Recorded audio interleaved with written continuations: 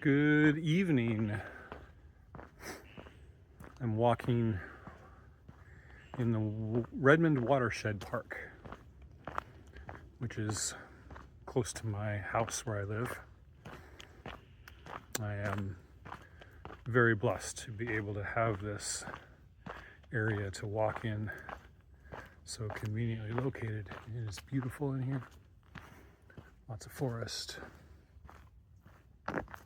It's been almost 2 weeks, like 13 days, since I got off trail, and I thought I would record some thoughts just about the reintegration process and post-trail depression and all of that.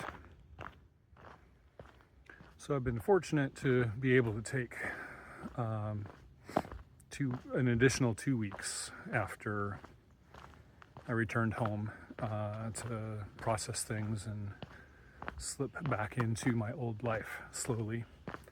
Haven't done a whole lot. Played a lot of computer games.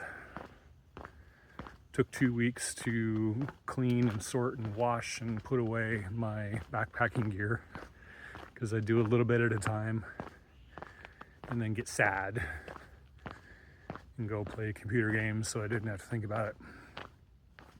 I think the theme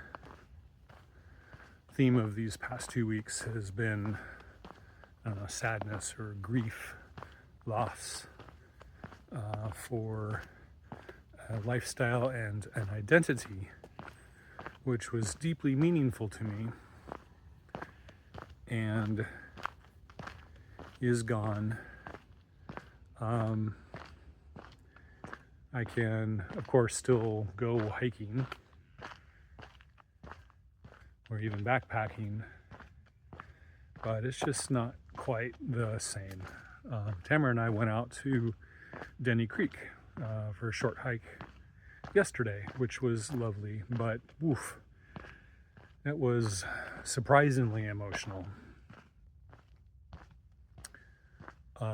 because it felt different. It felt weird. The horizons were so much smaller, just in the sense that,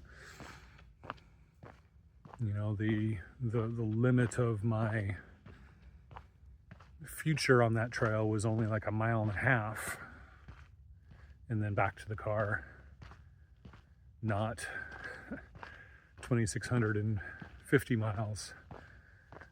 There's just something about being on a trail that long and knowing that your future extends the length of that trail is just a big, wide open horizon feeling in your head, and that was gone, and I missed it a lot. There's something about a through hike which is different than any shorter hike, any section hike. And, you know, I was proud of my accomplishments as a section hiker to finish the whole trail over 17 years.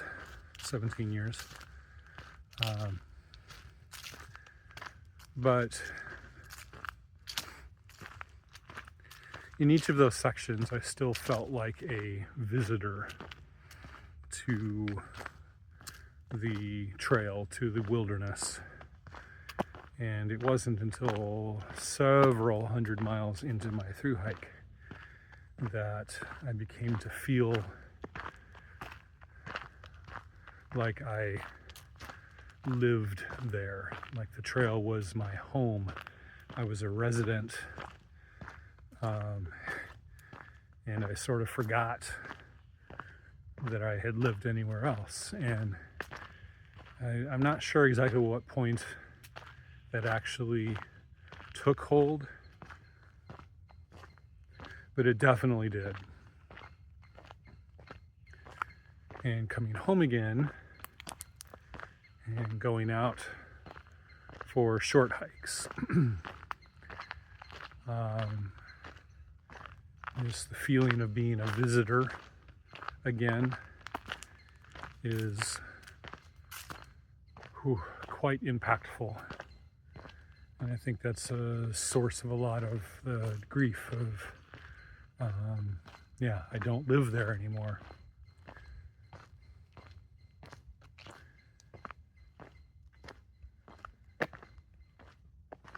It's hard.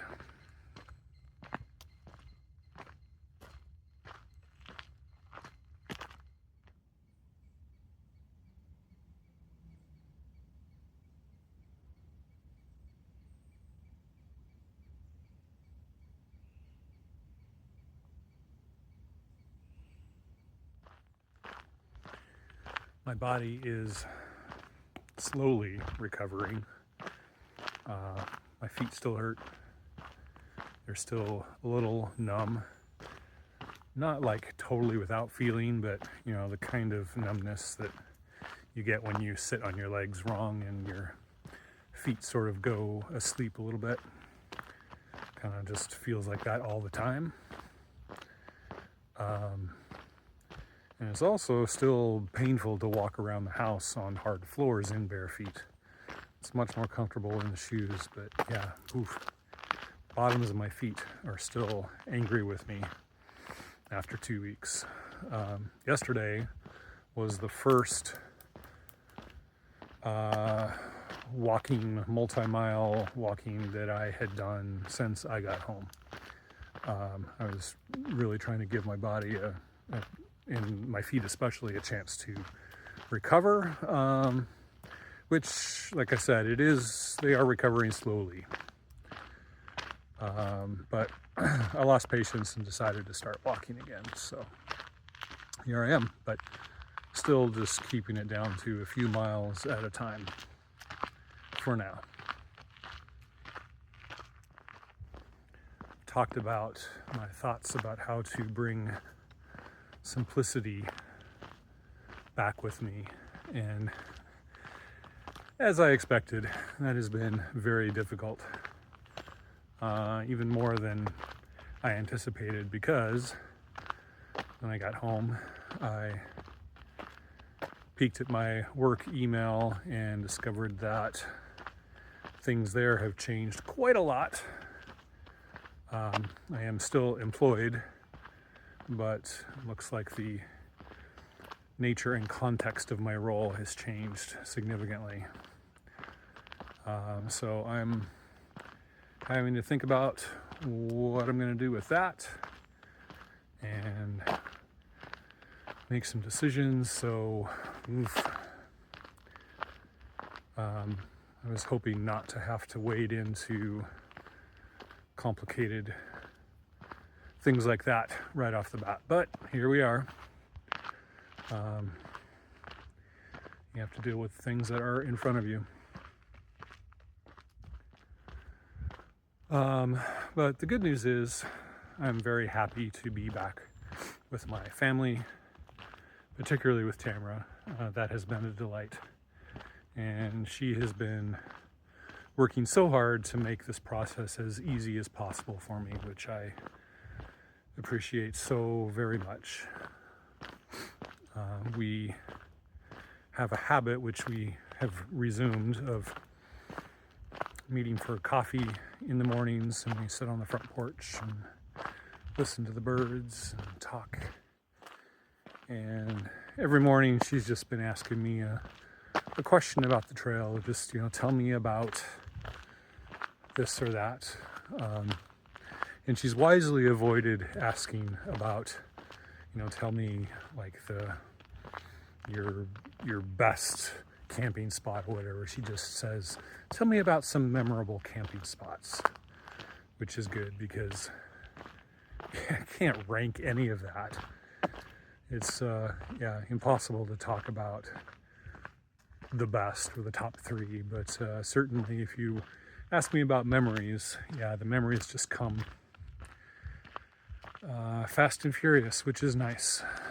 It's good to kind of go over those memories and think about them, because so much of it is kind of a blur right now. I know I'm too close to it right now. I think it will probably solidify and become clearer with a little bit of distance, but that has been very helpful and I really appreciate it.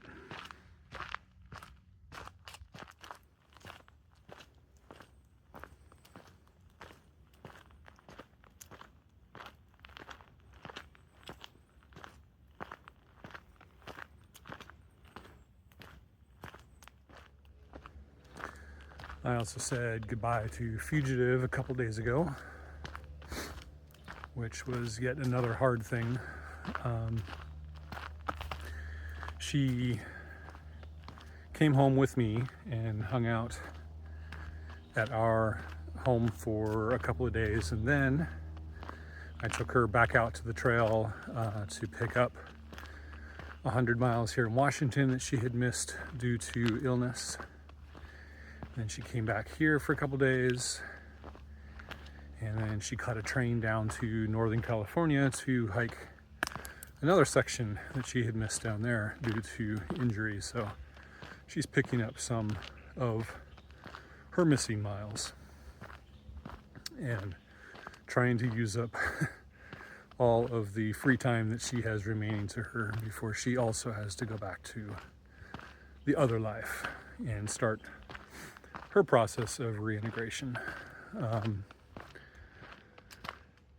Yeah, it's hard. It's hard for most of us. I imagine there probably are some people who are like, whatever. But I think for most thru hikers, the aftermath of finishing the trail is a big deal. And I knew it would be, and now I'm living it. And I am here to report that, yes, it is in fact a big deal.